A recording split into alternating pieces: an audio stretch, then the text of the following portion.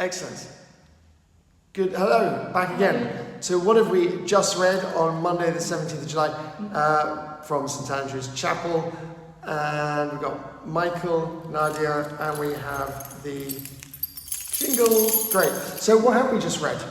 First of all, there were several shorter psalms today. Yes. Yes. Always different. Sometimes it's just one long psalm, but here it was 4, I think. That's true. Yeah, exactly. Yeah. Was there anything you particularly liked? Actually, I often think we should talk more about the psalms because the psalms are very beautiful. True.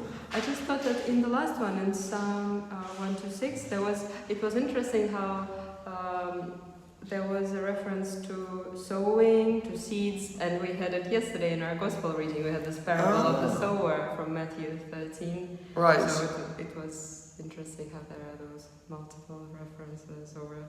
There's a lot of beautiful stuff in the Psalms.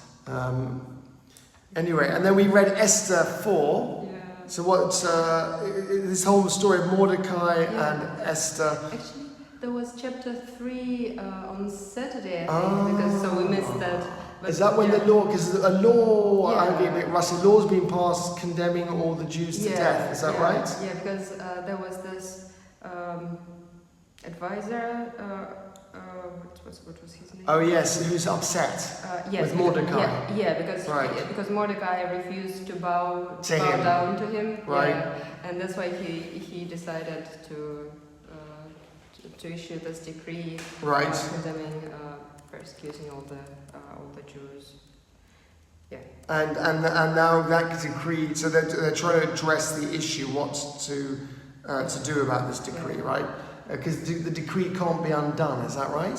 So so basically Esther's going to go now to speak to the king. Yeah, try to speak even though she's not allowed, she says, because he hasn't called her. And I love it. That's really scary, this idea that you can be put to death. Yeah. If she speaks out of turn, basically, isn't it? It's like if he only has people speak to him who he points to with his scepter. Yeah. Amazing. And it's really interesting what Mordecai says to her.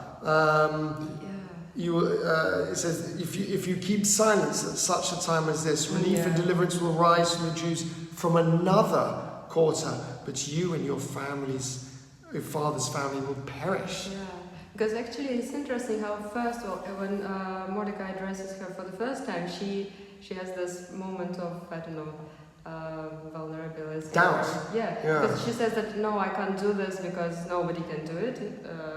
I'm no different from anybody else, so she refuses at first. And then Mordecai tells her this, so do not think that you will escape, and then she does. Exactly, well, you won't escape one way or the other, because he's saying you're going to be on the wrong side of history if you don't go and speak to him. And that's really interesting. It's like you've either got to risk not speaking to him or risk the consequences.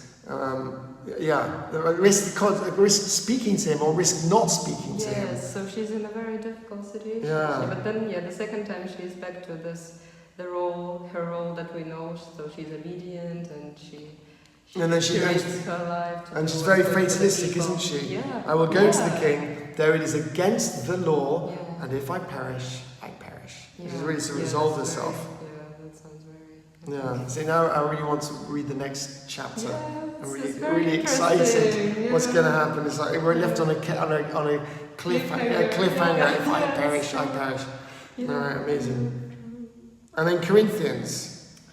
Yes, again, lots of beautiful passages. Yeah, right. A beautiful passage here.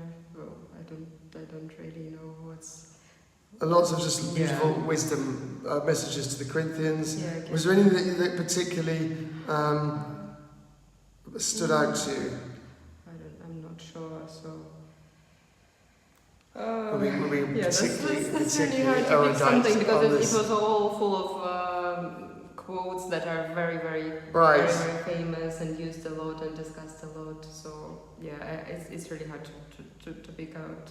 Yeah, no, I like that list actually. I remember as you were reading the list, it says God has commended ourselves in every way through endurance, inflictions, hardships, calamities, beatings, imprisonments, riots, labours, sleepless night. I love all this list: sleepless nights, hunger, but then the list of the good things: by purity, knowledge, patience, kindness, holiness of spirit, genuine love, truthful speech, and the power of God.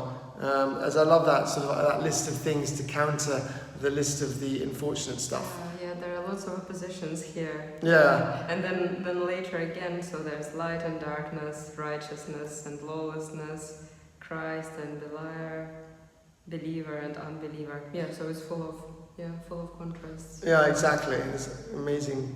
All the sound wisdom to the early church, which is still as relevant now as it was back then. And whenever it was, what is this? 100 AD, 200 AD, sometime around then. I don't know. When was Corinthians written? written? The first. The first church is right. So it's right, really early on. Yeah. Amazing. Great. Something went ping. Was that a message? Yeah, probably some help. No. Because some people usually give comments. No, she just said good morning Moscow. Yeah. Great. Anyway, anything else to add? I think that's good. So everyone have a great week, and we will be back with morning prayer tomorrow and some more of this. Okay. Bye. Goodbye.